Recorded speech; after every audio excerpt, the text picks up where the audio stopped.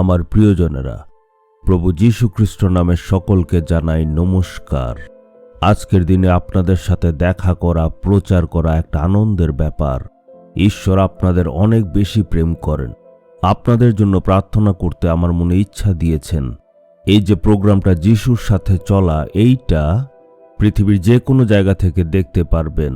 আপনাদের জন্য প্রতিদিন আমি ঈশ্বরের কাছে প্রার্থনা করি, হে প্রভু, যারা এই প্রোগ্রামটা নিয়মিতভাবে দেখে তাদের জীবনের সকল অভাবকে আপনি দূর করে দিন আর আশীর্বাদ করুন।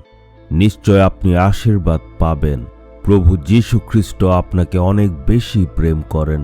বাইবেলে দেখি আদি পুস্তকের 15 অধ্যায়ের 1 পদ, অব্রাহাম নামে একজন মানুষকে ঈশ্বর দর্শন দিল আর বাক্য দিল, অব্রাহাম, ভয় করো না, আমি তোমার ঢাল, তোমার মহা পুরস্কার, এই জন্য তুমি ভয় করো না। এমনটা বললেন, আমি তোমার ঢাল এবং তোমার মহা পুরস্কার ঈশ্বর বললেন। হঠাৎ এমনভাবে কেন বললেন? যখন ঈশ্বর অব্রাহামকে ডাকলেন, অব্রাহাম সিদ্ধান্ত নিল সে তার সব ব্যবসা ছেড়ে সে ঈশ্বরের নির্দেশ অনুসারে চলবেন। যেখানে থাকতে বলল ওখানে সে থাকলো।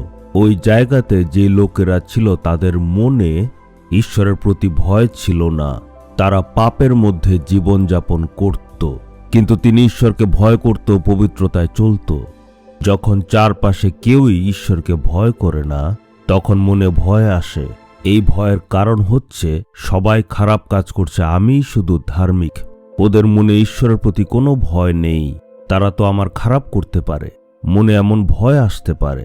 যেখানে কাজ করেন, ব্যবসা করেন, যেখানে আপনি থাকেন, সবাই খারাপ করছে, আমি শুধু ভালো থাকার চেষ্টা করি, কিন্তু ওদের মনে তো কোনো ভয় নেই। আমার বিরুদ্ধে কি জানি করে দেয়। অব্রাহামের মধ্যে এমনই একটা ভয় ছিল। এই জন্যই ঈশ্বর বললেন, অব্রাহাম, তুমি ভয় করো না, তোমার সঙ্গে ঢালের মতো হয়ে আমি থাকব। আপনারা তো নিশ্চয় জানেন ঢালের অর্থ কি। আগের দিনে যুদ্ধ করার সময় সৈন্যরা তাদের বাঁ হাত দিয়ে ঢাল ধরত, ডান হাতে তরোয়াল দিয়ে আক্রমণ করত। ঢাল নেওয়ার উদ্দেশ্য কি? শত্রু যখন আক্রমণ করে ওটার থেকে বাঁচার জন্য ঢাল ব্যবহার হয়।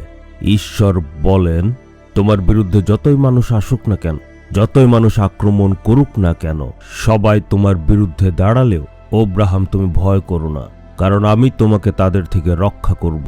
আমি তোমার জীবনে ঢালের মতো থাকব।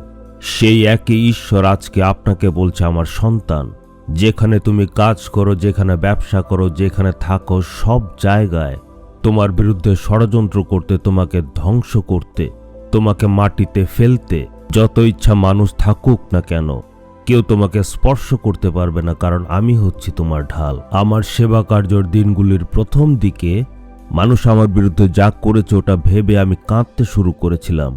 ঈশ্বর তখন বললেন, তুমি কেন কাঁদছো?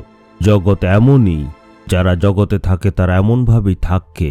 তোমার কাজের জন্য ওরা তোমাকে হিংসা করবে, তোমার বিরোধিতা করবে, কিন্তু তোমার ক্ষতি হবে না। আমি তোমার সামনে থাকব। আমাকে পার হয়ে সব তোমার কাছে যাবে। আমি তোমার ঢাল হয়ে থাকব, এটাই ঈশ্বর বলেন।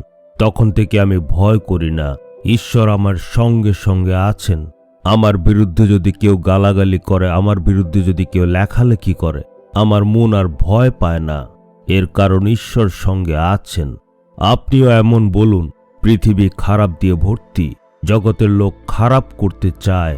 আমাদের সবার চারপাশে এমন মানুষ আছে, কিন্তু কেউ আপনাকে স্পর্শ করতে পারবে না। ঈশ্বর হচ্ছে আপনার ঢাল। ঈশ্বর বলেন, আমি তোমার জীবনে ঢাল হয়ে থাকব। হে প্রভু, আপনি আমার জীবনে ঢাল হয়ে থাকেন।